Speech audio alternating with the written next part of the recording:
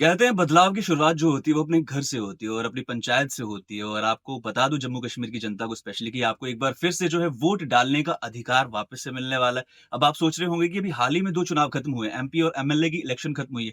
तो फिर मैं कौन से चुनाव की बात कर रहा हूँ? आपको बता दूं कि आज शो में मेरे साथ एक खास मेहमान मौजूद हैं, state election commissioner IAS Shri B R Sharma ji. Sir, सबसे पहले आपका टॉप एफएम में स्वागत है।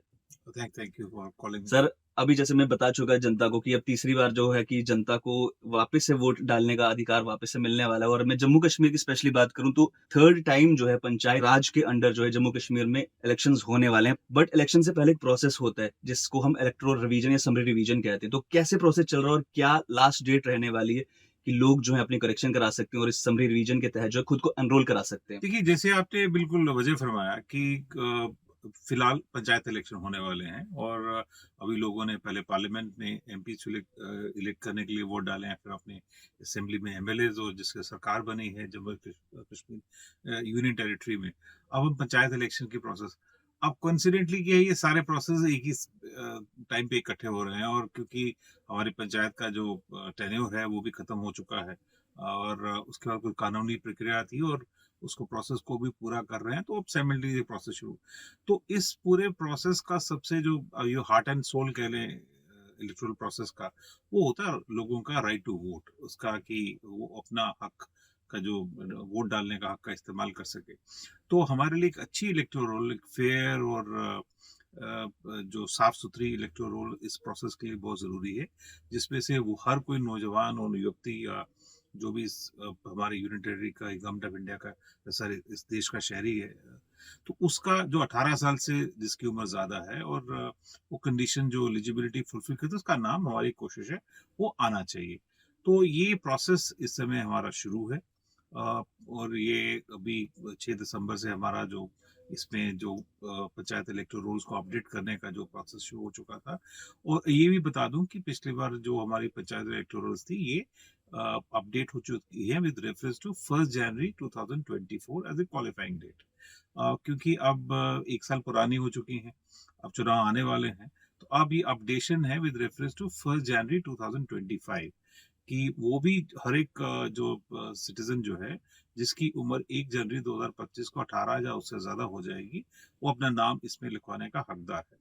तो ये जो सबरी रिवीजन का प्रोसेस है, ये हमारा उसको कैप्चर करने की कोशिश है कि 1 जनवरी 2024 के बाद जो लोगों ने 18 साल की उम्र पूरी कर ली है या जिनके नाम छूट गए हैं या ऐसी भी कोई चीजें हैं कि जिनके नाम जिन्होंने अपने एड्रेस बदल दिए हैं, एक मोहल्ले से दूसरे मोहल्ले में चले गए हैं, या उनको लगता है इलेक्टोरल रोल में उनका जो इस समय पब्लिश इलेक्टोरल रोल है उसमें नाम की दुरुस्ती कराना चाहते हैं, नाम की, एड्रेस की, सरनेम की, तो वो इस पूरे प्रोसेस में अलग अलग फॉर्म होते हैं हमारे, उसका फायदा उठा के वो सारी इंक्लूजन डिलीशन, कई लोग जैसे यहाँ से बाहर चले जाते हैं या किसी वजह से उनका वोट यहाँ से काटना पड़ता है कि आप एक ही वोट रख सकते हैं, तो डिलीशन भी होती है, करेक्शन भी होती है, ट्रांसपोजिशन भी होती है, जैसे आप एक वाले से दूसरे से, ये चारों प्रोसेस हमारे साइमल्टेनियस चल रहे हैं। ये हमारा प्रोसेस फिलहाल ऑन है और ये हमारी जो आखिरी तारीख जो है, ये 20 दिसंबर तक इसमें एप्लीकेशन दिए जा सकते हैं। ये हमने पिछले साल 6 नवंबर से शुरू किया था और जो हमारी फाइनली जो इलेक्टोरल रोल होगी, जो अपडेटेड इलेक्टोरल रोल होगी, वो 15 जनवरी को पब्लिश हो जाएगी। सर, जैसे आपने इलेक्शंस की बात की और इलेक्शन होने से तकरीबन 6 महीने पहले से ही उसकी तैयारियाँ शुरू हो जाती हैं। आपने एक मेजर चेंज की बात की है, सरनेम चेंज करवाना हो, एड्रेस चेंज करवाना हो या कोई भी आपको चेंजेस करवाने हैं, तो इसका ऑनलाइन और ऑफलाइन दोनों तरीके से प्रोसेस है? देखिए, हमारा जो प्रोसेस है ये पूरी तरह से ऑनलाइन नहीं है, फिर भी हाइब्रिड है। हाइब्रिड इन द सेंस कि जो अप्लाई करने का जो प्रोसेस है वो ऑफलाइन है, कि उसमें फॉर्म है 2A 2B C D करके 4 किस्म के फॉर्म हैं जो जो पंचायत इलेक्टोरल में नाम ऐड करने के लिए, डिलीट करवाने के लिए, करेक्शन कराने के लिए और ट्रांसपोजिशन कराने के लिए जो अलग अलग फॉर्म इस्तेमाल कर सकते हैं। ये फॉर्म हमारे वेबसाइट से भी डाउनलोड किए जा सकते हैं, पोर्टल से भी, और हमारे जो पंचायत बूथ इलेक्टोरल ऑफिसर्स होते हैं, ये उनके ऑफिसर्स जो हमारे इलेक्टोरल रजिस्ट्रेशन ऑफिसर्स होते हैं, उनके ऑफिस से फॉर्म लिए जा सकते हैं या फोटोस्टेट भी कराया जा सकता है। उनको फॉर्म को लेके ये हमारे जो पंचायत बूथ इलेक्टोरल ऑफिसर है, उनके पास जमा कराना होता है, उसके साथ पूरे डॉक्यूमेंट्स लगा दे। जैसे आपने नवा अपना ऐड कराना है, तो आप डेट ऑफ बर्थ प्रूफ वगैरह जो है वो लगा दें। अगर आप करेक्शन कराना चाहते हैं, तो अपना जो एजुकेशनल या मेट्रिकुलेशन सर्टिफिकेट हो, वो साथ में लगा दें कि जिसमें पता लगे कि आपका असली नाम क्या है, या आप किसी जुडिशियल प्रोसेस के थ्रू नाम अपने चेंज कराया है कोर्ट की डिक्री से, तो वो लगा दें, जिसकी से पता लग जाए, ऑथेंटिकेट हो जाए। और अगर आप ट्रांसपोजिशन आप एक मोहल्ले से दूसरे मोहल्ले पे गए, जैसे हमारी बेटियों की शादियां हो जाती हैं, वो एक मोहल्ले से दूसरे मोहल्ले में चले जाती हैं, तो एक उनका उस फैमिली में हिस्सा बन जाती है, पहली फैमिली से उनका नाम हटा दिया जाता है। तो ये पूरा प्रोसेस जो है वो फॉर्म करते हैं। तो जब ये फॉर्म ऑफलाइन जमा करा देते हैं, वो इनको स्कैन करके हम अपलोड ऑनलाइन कर देते हैं, और फिर हमारे अलग अलग लेवल के ऑफिसर्स हैं, जो असिस्टेंट इलेक्टोरल रजिस्ट्रेशन ऑफिसर्स हैं, जो हर एक वीडियो है, उसके ऊपर एसडीएम है, एसीआर्स है, जिनको अलग अलग ऑफिसर्स को जिसको डेजिग्नेट किया जाता है इलेक्टोरल रजिस्ट्रेशन ऑफिसर्स होते हैं, उसमें एक प्रोसेस होता है, लिस्ट बनती है, पब्लिश होती है 7 दिन के लिए, फिर उसमें क्लेम्स एंड ऑब्जेक्शंस होते हैं, फाइनली उसको अप्रूव कर देते हैं। इस पूरे प्रोसेस को जैसे हाइब्रिड है, आप अप्लाई ऑफलाइन करते हैं और आगे हमारा प्रोसेस ऑनलाइन हो जाता है, और उसके बाद जो जो भी एप्लीकेशन सही पाई जाती है, उस पर कार्रवाई करके उनको एक्सेप्ट या रिजेक्ट कर दिया जाता है। अभी जम्मू कश्मीर में हाल ही में इलेक्शन हुए हैं, जैसे एमपी और एमएलए की इलेक्शन हुई, बट इनको कराया इलेक्शन कमीशन ऑफ इंडिया ने। लेकिन पंचायत के जो इलेक्शन है वो स्टेट इलेक्शन कमीशन करवाता है। तो जिन लोगों ने अपने चेंजेस करवाए हैं, जैसे नाम में, एड्रेस में, तो वो ऑटोमेटिकली उनके हो जाएँगे, उनको फिर से करवाने पड़ेंगे इस बार भी? तो देखिए ऐसा है कि जैसे आपने कहा कि जो जो पहले 2 इलेक्शन थे, जो मेंबर पार्लियामेंट वाले या एमएलए वाले जो थे, जी, वो इलेक्शन कमीशन ऑफ इंडिया कराता है। तो अब ये है कि हम इलेक्शन कमीशन ऑफ इंडिया और जो स्टेट इलेक्शन कमीशन है, हम जो कॉन्स्टिट्यूशन ऑफ इंडिया की ही क्रिएशन है। जी, तो एक अलग से चैप्टर है जिसके तहत ये जो power of superintendence direction and control जो है, जो पंचायत और अर्बन लोकल बॉडीज इलेक्शन का, ये स्टेट इलेक्शन कमीशन को दिया गया। तो हम अपने स्फीयर में हम वही सारे फंक्शन करते हैं जो इलेक्शन कमीशन विजा भी एमपी के इलेक्शन में या एमएलए के इलेक्शन के लिए अलग से करती है। हम अपनी इंस्पिरेशन ड्रॉ करते हैं जरूर उनसे, उनसे सीखते भी जरूर हैं, पर हमारी फंक्शनिंग उतनी इंडिपेंडेंट है जिसकी किसी भी जो स्टेचुटरी या कॉन्स्टिट्यूशनल बॉडी की होती है, क्योंकि हमारा एग्जिस्टेंस कॉन्स्टिट्यूशन में अलग से है। दूसरा सवाल आपने पूछा कि जो पहले चेंजेस हो हो चुकी हैं, चुके हैं। अब उनके इलेक्टोरल रोल अलग है। जी, तो ये बात तो भी दुरुस्त है कि वो भी 18 साल से ऊपर वाला जी, करते हैं, हमारी क्वालिफाइंग डेट भी तकरीबन सेम होती है, तो जाहिर सी बात है, बट एक प्रोसेस दोनों अलग अलग है। तो उसमें से हम ड्रॉ जरूर करते हैं, और उसको स्टडी भी करते हैं, और जब भी एक डाटा एनालिसिस का प्रोसेस होता है, हम कोशिश करते हैं कि वो सारे लोग जो हैं, जिनका असेंबली के इलेक्टोरल में नाम है, उनका नाम यहाँ भी हो जाए। जाहिर सी बात है, जो वहां वोट डाल रहे हैं तो वो यहाँ का यहाँ भी भी डाल वोटर है। सकता है। तो हमारी कोशिश होती है दोनों प्रोसेस को अलाइन किया जाए, पर क्योंकि दोनों जो लीगल अथॉरिटी जो बेसिस है, जिसको दोनों को इलेक्टोरल रिवीजन करने का, दोनों का अलग अलग है, वो अलग से वो उसको भी अप्लाई करना पड़ता है अगर उसने वहां किया है।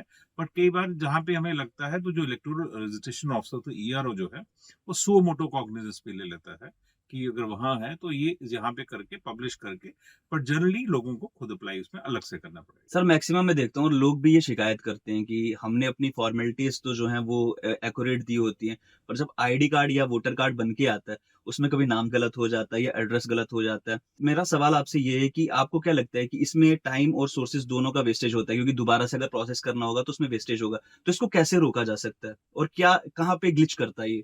देखिए, जनरली क्या होता है कि हमारी जो वोटर लिस्ट होती है, वो अलग अलग भाषाओं में बनती है, जी, जैसे हिंदी में बनती है, अंग्रेजी में बनती है, उर्दू में भी होती है जिन इलाकों में।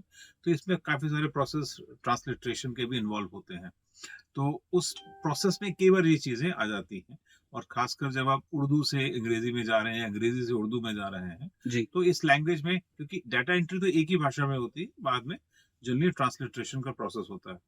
तो फिर भी कोशिश ये की जाती है कि जो जितनी ज़्यादा इस प्रोसेस में ट्रांसपेरेंसी लाया जाए, और फेयर और इंटीग्रिटी इसकी मेंटेन रखी जाए, कि डाटा एंट्री ठीक तरीके से, तो उसमें डाटा एंट्री पे ही होता है। बट आदमी को अपना प्रोसेस को भी देखना होता है, ये हमारी मशीनरी के ऊपर भी डिपेंडेंट है। ये हमारी भी जिम्मेवारी है कि हम, अगर किसी आदमी ने या अपने डॉक्यूमेंट्स ठीक दी है, तो उनकी डाटा एंट्री बिल्कुल ठीक तरीके से होनी चाहिए। तो इस प्रोसेस पे पूरा एक कोशिश होती है कि जितनी गलतियां कम हो, वो कम की जाए, और काफ़ी हद तक उसमें कामयाब भी होते हैं। पर फिर भी कई लोगों को लगता है कि नहीं, अ, गलती होगी है तो एक प्रोसेस है। तो ये ऑनगोइंग प्रोसेस है, तो इसमें जितना इसको कम किया जाए वो उतनी कोशिश होती है। बट कोशिश हमारी ये होती है कि 0% तक लाया जाए, पर कई बार हम कामयाब नहीं होते हैं, तो उसमें हम फिर लोगों से कोऑपरेशन की उम्मीद करते हैं। सर, जैसे इंटरव्यू की शुरुआत में मैंने कहा था कि अगर बदलाव करना हो तो घर से और पंचायत से बदलाव की शुरुआत होती है और उसके विकास में हमें अपना योगदान देना है और वो सबसे बड़ा योगदान है वोट डालने का। तो जनता के मन में भी ये सवाल होगा आई थिंक कि हम अभी समरी रिवीजन के बाद कब तक इन्हें वो मौका मिलने वाला है वोटिंग का और कब तक ये हो सकता है कि जो कैंडिडेट्स होंगे वो नॉमिनेशन फॉर्म भरेंगे और अपना नामांकन पत्र जो है वो दाखिल करेंगे? देखिए, हर एक जो इलेक्शन प्रोसेस जो होता है, इसमें बहुत सारे एक्टिविटीज पैरेलल भी होती हैं और सीक्वेंशियल भी होती हैं, बाद में भी होती हैं। और इसलिए जो सबसे इम्पोर्टेंट प्रोसेस है हमारा समिट रिविजन का, उसके साथ प्रोसेस चलते रहते हैं। हमारा इलेक्शन मटेरियल या दूसरी चीज या बैलेट बॉक्सेस वगैरह प्रोक्योर करना या electronic voting machine, training process, वो साइमल्टेनियसली चलते रहते हैं। जब हम ये पूरा प्रोसेस तैयार हो जाता है, कुछ और भी चीजें जरूरी होती है। जैसे हमारा इस समय एक दो जो रिजर्वेशन का प्रोसेस है, जैसे अदर बैकवर्ड क्लासेस के लिए रिजर्वेशन है, वो प्रोसेस भी, उस पर भी काम चल रहा है। वहाँ पे एक कमीशन जो उसमें काम कर रही है। अब जो वो सारे प्रोसेस जब मुकम्मल हो जाएंगे और फिर गवर्नमेंट के साथ बैठ के एक देखा जाता है कि बाकी सारे फैक्टर्स की availability of security forces, weather, कोई त्योहार तो नहीं है, कोई बच्चों के इम्तिहान तो नहीं है, उन सब को देख मद्देनजर रखते हुए एक शेड्यूल बनाया जाता है। तो उसमें थोड़ा भी वक्त है। हमारी 15 जनवरी तक तो वोटर लिस्ट का रिविजन होगा, जो अपडेटेड जो होगी। तो उसके बाद हम उस तरीके से हम तैयार रहेंगे। पर बाकी सारे स्टेप्स जो है उनको कवर करने के लिए गवर्नमेंट के साथ बैठ के सारे फैक्टर्स असेस करके उसके बाद ही फैसला किया जाता है। तब इलेक्शन प्रोसेस अनाउंस होता है और उसके बाद फिर कैंडिडेट का सिलेक्शन, क्योंकि जो पंचायत इलेक्शन तो जी। नॉन पार्टी बेसिस पे होते हैं तकरीबन। और क्योंकि ये घर घर पे चुनाव होता है और जैसे बदलाव अपने घर से जरूरी है, तो गवर्नेंस भी गांव से शुरू होती है। अगर आपके अच्छे लीडर्स, अच्छे लोग चुने जाएंगे और पंचायत का अच्छे तरीके से काम करेंगे, तो पंचायत का सबसे अहम योगदान होगा। जैसे हमारे प्रधानमंत्री जी विकसित भारत की बात करते हैं, तो जो फाउंडेशन, जो एक जो बिल्डिंग ब्लॉक जो है, वो पंचायत से शुरू होता है। तो उस नजर से देखा जाए, ओवरऑल नेशनल गोल है विकसित भारत की तरफ जाने के लिए। उसके लिए अच्छे तरीके से पंचायत इलेक्शन कराना, अच्छे पंचायत नुमाइंदों को इलेक्ट करना, ताकि वो लोगों की नुमाइंदगी, उनके रोजमर्रा के जो इश्यूज जो है उनको अच्छे तरीके एड्रेस करें। इसका बड़ा इंपॉर्टेंट रोल है। तो उसको जब स्टेज पे आएंगे, तो वो फैसला जब लोगों के सामने होगा तो आ ही जाएगा वो तो। सर, जैसे इम्पोर्टेंट चीज़ है, अभी समरी रिवीजन चल रहा है और 20 तारीख तक लोग जो हैं समरी रिवीजन के तहत चेंजेस जो करवाना चाहते हैं, वो करवा सकते हैं। मैं लेकिन इस बार इलेक्शन की बात करूँ तो एमएलए और एमपीज़ की दोनों की इलेक्शन में यूथ ने जम्मू कश्मीर की बहुत पार्टिसिपेशन दिया और इस बार जो हमारा परसेंटेज है वोटिंग वो भी बढ़ा। तो जो नए वोटर्स जुड़ने वाले हैं इस बार, आप उनके लिए क्या मैसेज देना चाहेंगे? लोगों की जानकारी के लिए एक प्रोसेस भी कर दूं कि जो ये सबरी रिवीजन का प्रोसेस, ये जरूर इस समय चल रहा है। और हमारे जो अपडेटेड इलेक्टोरल रोल है, वो 15 जनवरी को पब्लिश हो जाएगी और 20 तारीख दिसंबर तक आप अपने क्लेम्स एंड ऑब्जेक्शन दे सकते हैं, इंक्लूजन, एडिशन, डिलीशन, करेक्शन के लिए, ट्रांसपोजिशन के लिए। उसके बाद भी अगर कोई इसका नाम नहीं रहता है, तो हमारा एक कंटिन्यूस अपडेशन का प्रोसेस होता है। उसका भी फायदा लेते हुए right up to the date of जो विड्रॉल होता है हमारा इलेक्टोरल प्रोसेस का, जब बिल्कुल इलेक्शन प्रोसेस चल रहा है, एक तरीके से कह लें कि वोट जिस पंचायत में पड़ना है, उस पंचायत में वोट डालने से 14 दिन पहले तक वो उसमें 14 और कुछ प्रोसेसिंग टाइम देके आप तकरीबन 20 एक दिन पहले तक अपना नाम उसमें ऐड करवा सकते हैं। दूसरे प्रोसेस हमें डिलीशन और ट्रांसपोजिशन के, क्योंकि इलेक्शन के इतना नजदीक होगा तो उसको ज्यादा स्क्रूटनाइज करना पड़ता है। एडिशन का प्रोसेस है, उस समय भी इसका फायदा उठा सकते हैं। दूसरी बात की आपने कि हमारे जो नौजवान है, यूथ है, उन्होंने बढ़ चढ़ के हिस्सा लिया। यूथ तो आने वाली जनरेशन है, they are the future leaders, they are builders, they are architects of the nation. और उनकी इम्पोर्टेंस तो बहुत ज्यादा है। जब आपके पास राइट टू वोट है, ये आपका सबसे इम्पोर्टेंट एक राइट है। इसको इस्तेमाल करेंगे तभी तो आप जो एक जो विकसित भारत की तरफ जो जर्नी है उसका हिस्सा बन पाएंगे। जी। कि आप अच्छे अपने नेता चुनेंगे, तो आप उनसे सवाल कर सकते हैं। अगर आप इस प्रोसेस में हिस्सा ही नहीं लेंगे, और अगर यूथ की एस्पिरेशंस हैं, क्योंकि उन्होंने ही आगे, जो आज 18 साल के है, 2047 में इस प्रोडक्टिव प्रोसेस का हिस्सा होगा, he will be important part of the entire developmental journey. तो उस प्रोसेस में उसको शामिल होना चाहिए। मैं ये भी कर दूं कि हमारा यूथ बड़ा समझदार है, technically they are very well equipped, और उनको इस अच्छे बुरे की समझ है, फर्क महसूस कर सकते हैं। और यही चीज आपने एमपी एमएलए के इलेक्शन में भी देखा कि हमारा यूथ का जो परसेंटेज ऑफ पार्टिसिपेशन काफी बड़ा है।